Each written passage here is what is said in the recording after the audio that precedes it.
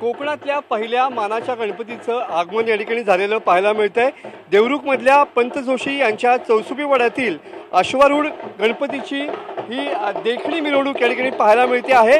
पारंपरिक रिद्धिसिद्धींच्या साक्षीनं गणरायाचं आगमन या ठिकाणी होताना पाहायला मिळतंय। 380 वर्षाहूनची अधिकची पंत जोशी यांची चौसुबी वाड्यातील गणरायाच्या आगमनाची ही परंपरा आहे।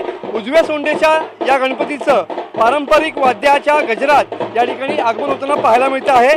भाद्रपद प्रतिपदेला या गणरायाचं आगमन होतं। मोरेश्वराच्या अष्टविनायकाप्रमाणे या गणपतींचा हा उत्सव साजरा केला जातो। 2.5 फुटाची ही दिमागदार आणि देखणी मूर्ती लाकडी घोड्यावरून या ठिकाणी आणली जाते। तुम्ही शकता ही बाजूला रिद्धिसिद्धी आहेत आणि त्यांच्या साक्षीने या गणरायाचं या ठिकाणी आगमन होताना पाहायला मिळतंय।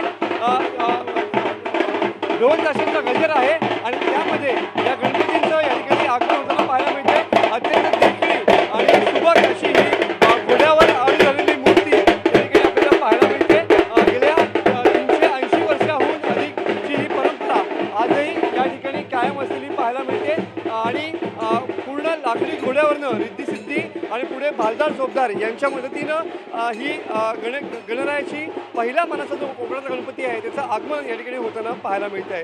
कॅमेरामन समित गजनेसह मी मनोज डेले, TV9 मराठी, देवरुख, रत्नागिरी।